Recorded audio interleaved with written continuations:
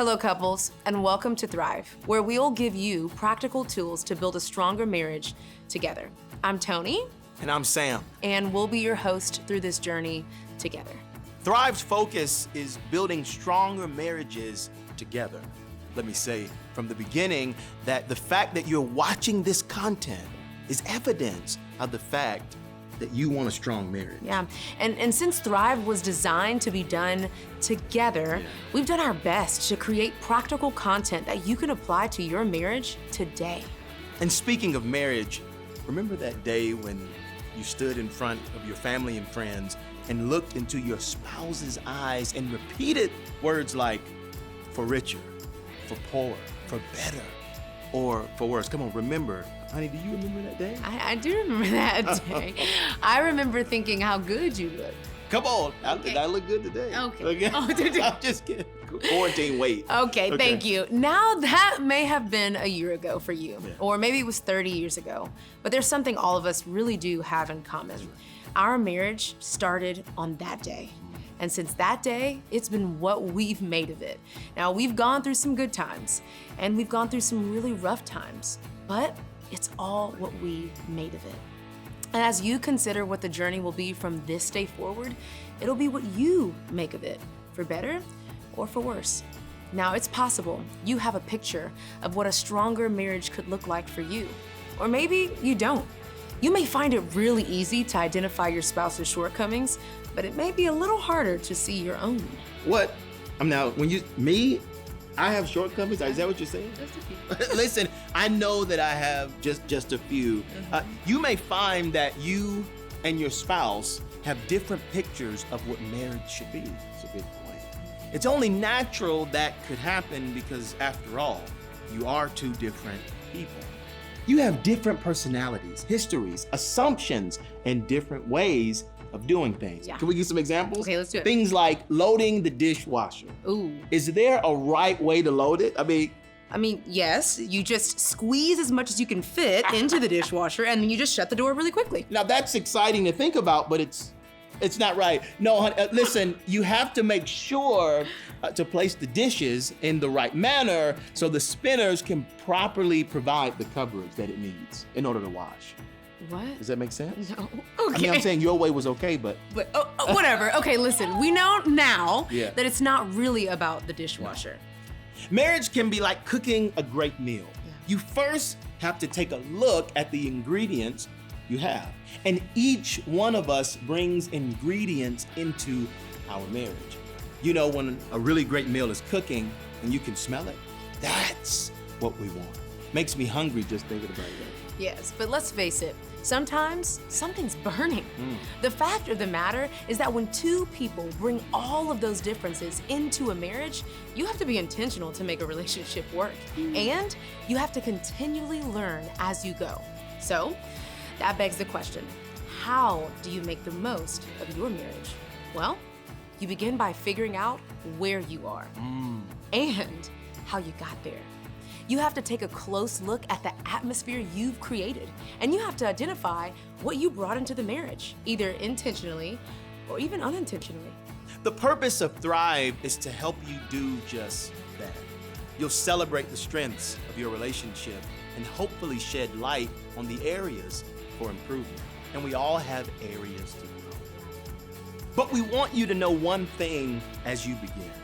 No matter what you've been through, it's possible to build a strong marriage. Somebody needs to receive it. And you don't need to take our word for it. Listen, God has something to say about marriage. He actually has a lot to say about relationships and how to nurture growth. And why wouldn't he? He created it all. The same God who created the universe created marriage. And he wants your marriage to work. That's why we'll look to Scripture for some wisdom and guidance. Yeah. So our challenge to you for the next 6 weeks is to consider what you can do to build a strong marriage. Now, don't worry about what your spouse is doing or even thinking. If your goal is to change your spouse, you will be frustrated. But if you are willing to look at yourself and consider what you can do to be a better husband or wife, your marriage will grow stronger. That's right. So let's jump into session 1. I'm super excited for you to hear from Russ and Danielle West. Russ and Danielle have been married for 16 years. Listen, they're heavyweights. They've led couples through Thrive for over a decade. They are also the founders of Intentional Marriages, a marriage ministry that has helped hundreds of couples experience a thriving marriage. That's right. Russ and Danielle will unpack a principle from Scripture that's so key for husbands and wives. And they'll share what that's practically looked like in their own marriage. And then Sam and I will be back at the end to wrap things up.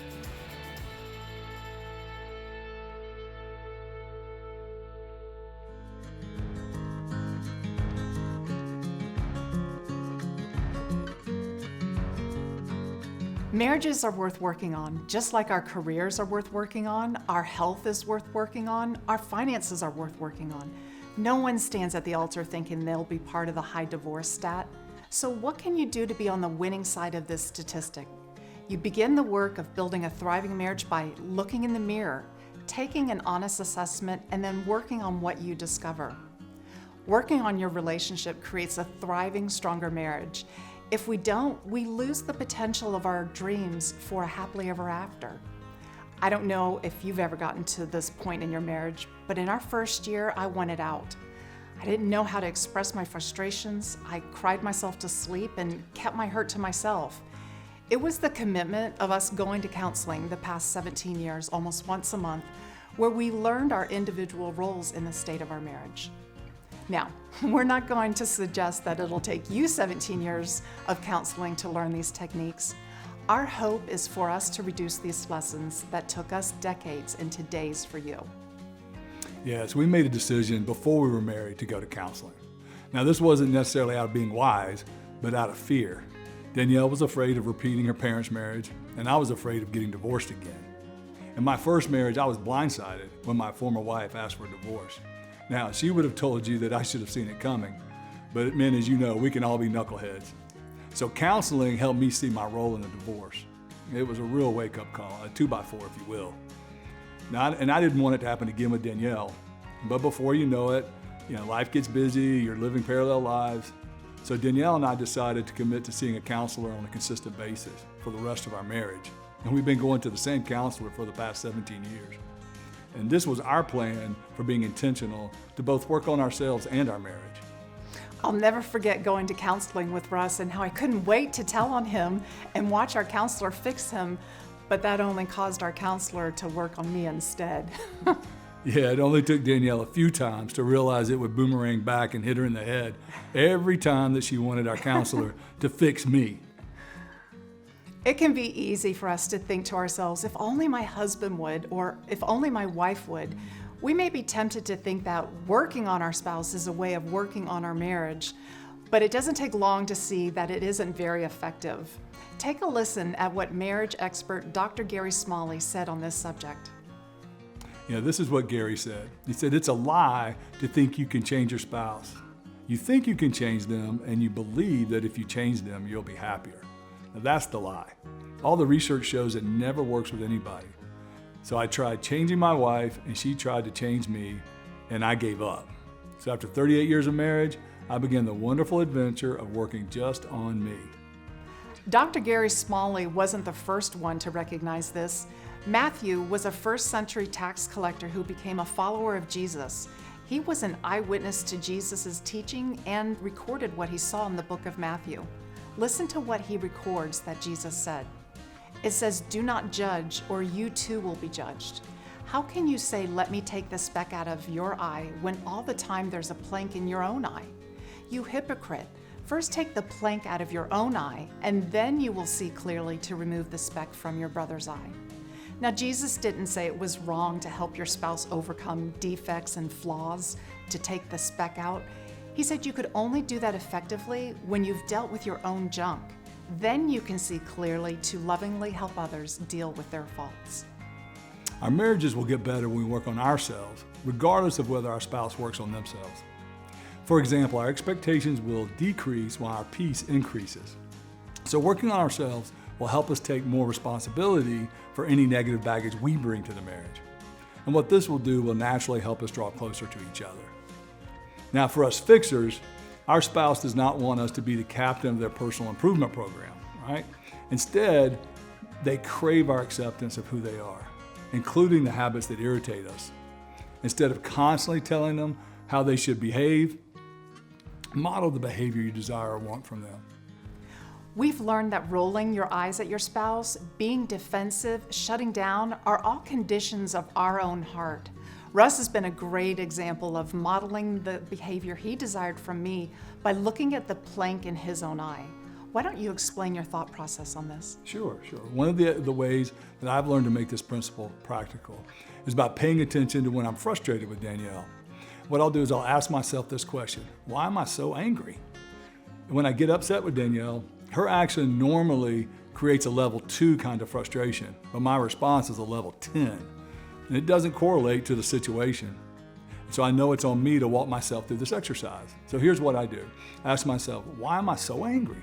And of course, immediately my brain says, well, it's because of what Danielle did or said. And I'm like, no, why did her words or actions make me so angry? Well, it embarrassed me. Okay, but why does being embarrassed make me so angry? Because it reminds me of how I hated to be embarrassed by my dad when I was growing up. So when I have an intense, angry reaction to feeling embarrassed, I'm actually reacting to how I felt when my dad embarrassed me. I'm having that 10 response to a 2 circumstance. And here's an example. Danielle can misunderstand something that's said in a group setting, and it embarrasses me. But unfortunately for me, I feel that same intensity of embarrassment that my dad made me feel.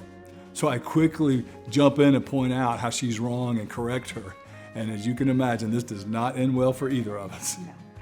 But Russ has modeled paying attention to his emotions really well for me, because I notice being on the receiving end of him being so angry creates an air of defensiveness within me. And most of the time, it's not a natural tendency to be the first one to take responsibility or assume the best of our spouse. But when Russ goes through this exercise on his own, he comes back to our conversation, taking responsibility for the argument, which helps me drop my guard and take ownership for what I could have done differently. And as Reggie Campbell says in his book, Radical Husbands, when there's tension in the marriage, let go of the rope, because we're all trying to win a tug of war. But it's so hard to let go of the rope because I have lots of ideas on how to fix things, especially you, but for some reason you don't appreciate that. Oh yes, how well I know. But seriously, one of Danielle's greatest strengths is she's a great problem solver. She's a true fixer. She's constantly improving situations, which is why she was so successful in the business world. And unfortunately, it's a big challenge in marriage, as we do not appreciate being constantly improved or fixed by our spouse. The truth is that you may feel like your spouse's flaws are log size while yours are only specks, and it's possible that you may be correct. But Jesus warns us not to begin there. The most effective way to change our marriage for the better is to deal with whatever is in our own eye. Changing our marriage begins with a choice to change ourselves. Another principle we've learned is we judge each other harshly, but not ourselves. The only thing I can see are Russ's actions or what he says, but I don't know his intentions. It's why we get so frustrated with each other, because sometimes actions don't reveal the true intentions. Yeah, here's an example of a big fight we had the first year of marriage. It was late one Friday afternoon, and we had a wonderful date planned that night. And a friend of mine that I hadn't spoken to in a long time called me and wanted to know if I wanted to go to the local high school football game. But I told him I couldn't, but hoped that he had a great time. Then Danielle, on her way home, called me, and I told her about my friend's conversation. Well, her response was, well, I hope you have a great time. And I immediately got angry and had a very negative reaction, because I assumed that she thought I wanted to go to the game with him instead of the date with her, when actually she was trying to be kind and putting me ahead of herself. So I incorrectly judged her intentions based on her actions. Now, our spouses can't read our minds.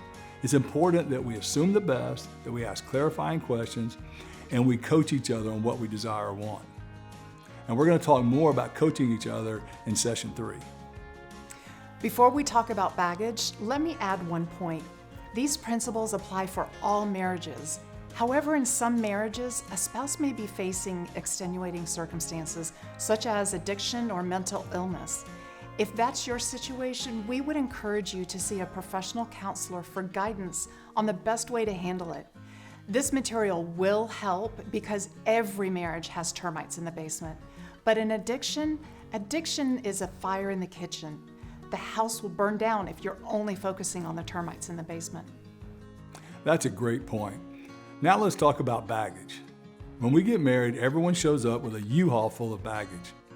That baggage is unmet needs and expectations that we subconsciously put on our spouse. Now, Danielle and I had tractor trailers full of baggage when we got married. Yes, mine was a single tractor trailer, and remember yours is the double tractor trailer. Unfortunately, that is so true. Now, a marriage counselor shared a stat with us when we were engaged. If you take the percentage of couples that get divorced and combine that with the percentage of couples that never get divorced but never have a healthy marriage, he believes that combined percentage is 85 to 90%. So he asked us why we thought we would be in the 10 to 15% of long-term healthy marriages. And if we weren't scared before, we certainly were now. So the answer on how to be in the 10 to 15% club is to be intentional. It's not just going to happen because we were made for each other. Our pastor, Andy Stanley, did a great 4-part series called Staying in Love, which we highly recommend. And I love his tagline for the series. He says, it takes a pulse to fall in love, but it takes a plan to stay in love. So what's your plan? If your objective is to change your spouse, you will be frustrated. If you're willing to look at yourself, though, and see how you can be a better husband or wife, then your marriage will get a lot better. And a plan can be as simple as just showing up over the next few weeks. Ask curious questions of each other and discuss the content. We are so glad you're here. It really can be easy to mask our judgment of our spouses by just saying, I just want to help. I've been there before. And before we are tempted to start focusing on the specks in the eyes of our spouse, we have to be willing to deal with our own planks. And it takes work to start with ourselves. That's right. The good news is that God knew it would be difficult for us to love others like that. So he gave us the help that we would need. Listen to this verse from Paul, who was writing to a young follower of Jesus named Timothy. For the Spirit God gave us does not make us timid, but gives us power, love, and self-discipline. 2 Timothy 1:7. If you're a follower of Jesus, you have God's Spirit within you to give you what you need to start with you. You don't have to do it alone. God is with you and he will help you. So, before we give you time to talk as a couple, consider this. What would happen if your first response when tempted to judge your spouse was to start with you? What if your first response was to go to God and ask for his help to see clarity on your own faults? What if you decided to give up trying to change your spouse? Now, you may be tempted to think that this type of response gives your spouse a get-out-of-jail-free card to continue doing what he or she is doing.